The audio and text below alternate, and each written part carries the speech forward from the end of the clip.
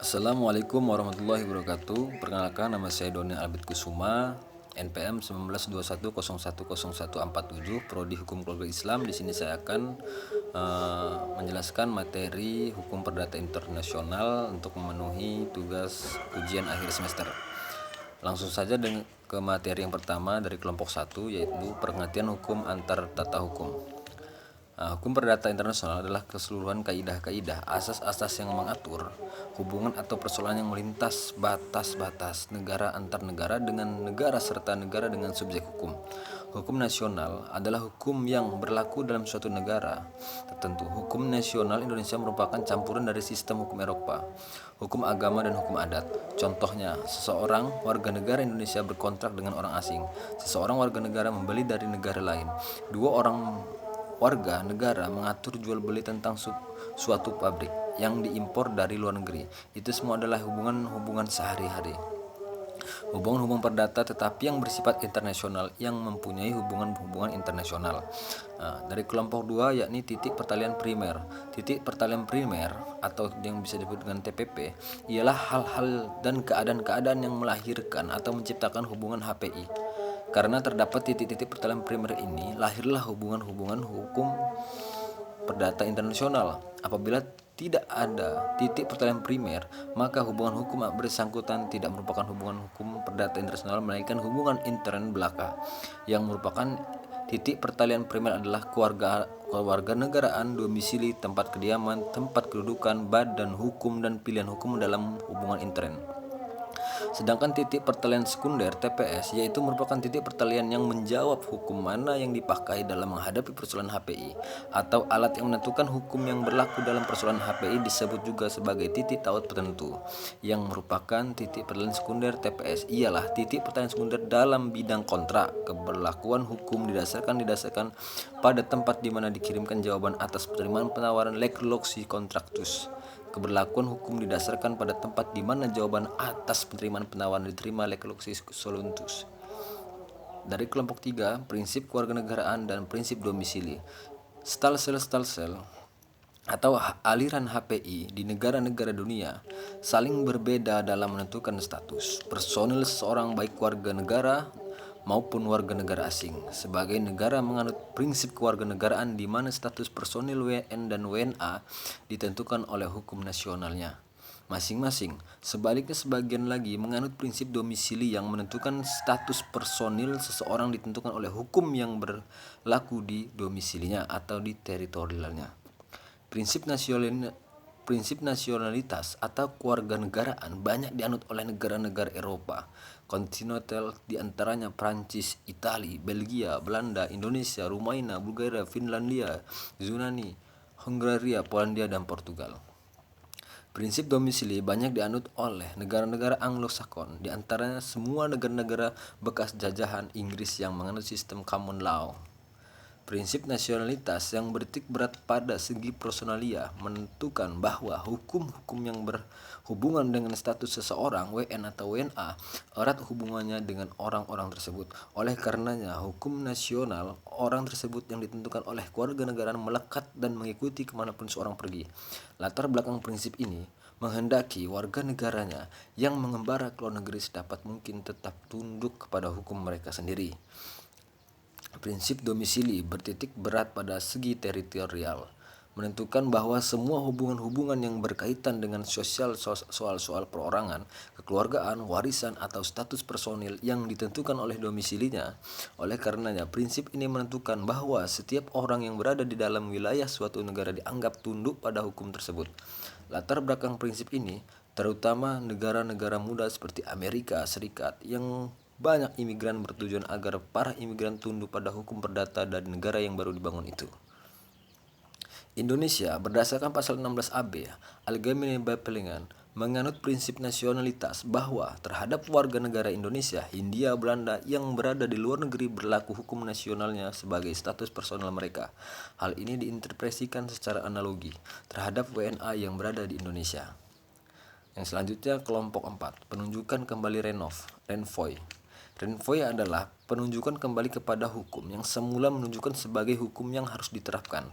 Renvoy adalah penunjukan kembali kepada hukum yang semula menunjukkan sebagai hukum yang harus diterapkan. Dalam HPI, orang mengenal dua macam kemungkinan renvoy, yaitu yang pertama, remission atau penunjukan kembali, yaitu proses renvoy oleh kaidah HPI asing kembali ke arah Lex 4D. Yang kedua yaitu transmission, penunjukan lebih lanjut, yaitu proses renvoy oleh kaidah HPI asing ke arah suatu sistem hukum asing lain. Contoh kasus renvoy, dua warga negara Swiss, paman dan saudara sepupu perempuan, berdomisili di Moskow, Rusia dan menikah di Rusia. Menurut HPI Rusia, perkawinan harus berdasarkan hukum Rusia. Menurut HPI Swiss pasal 7 FNAG, perkawinan yang dilakukan di luar negeri menurut hukum yang berlaku di sana dianggap sah. Di sisi lain, hukum internasional Swiss PSL 100 JGB, perkawinan antara paman dan sepupu perempuan dilarang. Ketentuan ini tidak berlaku karena perkawinan dilakukan di luar negeri. Jadi sebenarnya secara tidak sengaja telah terjadi penyelundupan hukum. Suami istri ini pindah domisili ke Hamburg. Terjadi perselisihan, pihak istri mengajukan gugatan cerai, pihak paman ataupun suami mengajukan permohonan kepada hakim supaya perkawinan mereka di Rusia dianggap batal adanya karena melanggar pasal 100 JBG hukum Swiss. Yang selanjutnya, hakim di Jerman yang mengadili tidak menggunakan pasal 100 JBG, tetapi hakim menerima apa yang dinamakan penunjukan lebih lanjut, Weiterverweisung.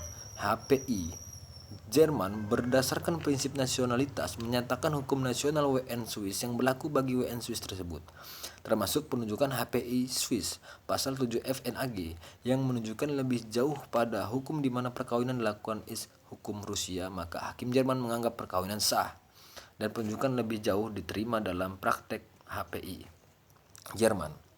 Yang selanjutnya kelompok 5. Kualifikasi adalah melakukan translation atau penyalinan daripada fakta-fakta sehari dalam istilah-istilah hukum. Fakta-fakta ini dimasukkan dalam kotak-kotak hukum, kelas-kelas, ruang-ruang atau kamar-kamar atau bagian-bagian hukum yang sudah tersedia. Contohnya, persetujuan orang tua untuk menikah. Seperti kita ketahui bahwa syarat bagi tiap orang sebelum berumur 30 harus ada, karena dapat menimbulkan persoalan kualifikasi dan dari perbuatan hukum. Ada dua kualifikasi, yaitu yang pertama, qualification of law, yaitu penggolongan atau pembagian semua kaidah-kaidah hukum yang ada menurut kriteria yang ditentukan lebih dahulu, misalnya pembagian ke dalam, hukum perjanjian, hukum penanaman modal, hukum waris, hukum perseorangan dan sebagainya. Yang kedua yaitu qualification of facts, penggolongan atau penyelesaian hukum dari fakta-fakta. Yang selanjutnya ini dari kelompok 6. Ketertiban hukum. Ketertiban umum ini menjadi bagian yang penting dalam HPI karena dalam memberlakukan hukum asing, suatu negara terkait dengan kepentingan nasional negaranya, sehingga hukum asing tersebut tidak harus diberlakukan oleh suatu negara ketika dianggap bertentangan dengan ketertiban umum. Jadi ketertiban umum ini merupakan filter terhadap pemberlakuan hukum asing di suatu negara. Konsep ketertiban umum yaitu yang pertama, ketertiban umum konsumsi Prancis Italia. Yang selanjutnya ini ketertiban umum konspirasi Jerman, ketertiban umum konspirasi Indonesia. Hubungan antara ketertiban umum dengan hak-hak yang telah diperoleh. Asas ketertiban umum, asas ini menyangkut banyak hal, tidak hanya menyangkut soal milik dan status. Asas hak-hak yang diperoleh, hukum sendiri yang seharusnya berlaku dikesampingkan karena adanya hak-hak yang diperoleh. Kelompok 7. Penyelundupan hukum. Penyelundupan hukum adalah perbuatan yang dilakukan di suatu negara asing dan diakui sah di negara asing itu. Akan dapat dibatalkan oleh forum atau tidak diakui oleh forum jika perbuatan itu dilaksanakan di negara asing yang bersangkutan dengan tujuan untuk menghindari hukum. Contohnya, praktek penyelundupan hukum dalam perkawinan. Misalnya terjadi para pihak mempergunakan berbagai cara penyelundupan hukum untuk dapat melangsungkan perkawinan. Apabila tidak memakai cara-cara khusus, mereka tidak akan mungkin melakukan perkawinan menurut hukum nasional. Maka mereka menggunakan berbagai tipu muslihat untuk menggelangkan hukum nasional sendiri. Contohnya yang pertama, perkawinan Grant adalah sebuah desa yang terletak di Skotlandia yang terkenal karena letaknya sangat strategis dekat dengan England, merupakan suatu tempat perlindungan atau tempat penyembuhan bagi orang-orang Inggris yang hendak menikah tanpa persetujuan dari orang tua. Kata-kata yang terkenal pada saat itu, The Blackest of Grant, yaitu hakim perdamaian dihadapkan. Siapa harus diucapkan hendak untuk menikah? Jadi, tanpa izin orang tua pun dapat menikah. Maka, Krishna Grants diibaratkan seolah merupakan firdaus untuk para calon mempelai yang melarikan diri dari tempat kediaman mereka di Inggris. Kelompok 8. Pilihan hukum. Pilihan hukum merupakan salah satu ajaran tersendiri di bidang teori umum hukum perdata internasional atau yang lazim disebut dengan parties autonomy. Pilihan hukum adalah kebebasan yang diberikan kepada para pihak dalam menentukan atau memilih hukum mana yang akan berlaku dalam perjanjian mereka yang bersifat internasional.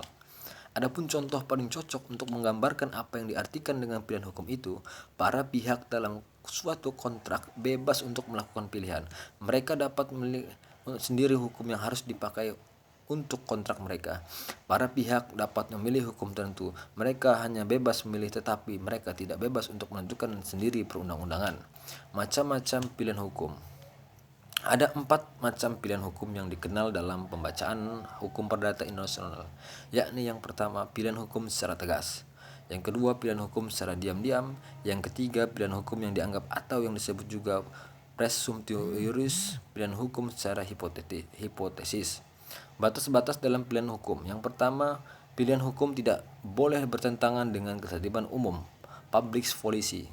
Yang kedua yaitu pilihan hukum hanya dapat dilakukan dalam hukum kontra. Dengan demikian, pada prinsipnya pilihan hukum tidak dapat dilakukan dalam bidang-bidang hukum lainnya. 3. Pilihan hukum tidak dapat dilakukan dalam hukum kontrak kerja.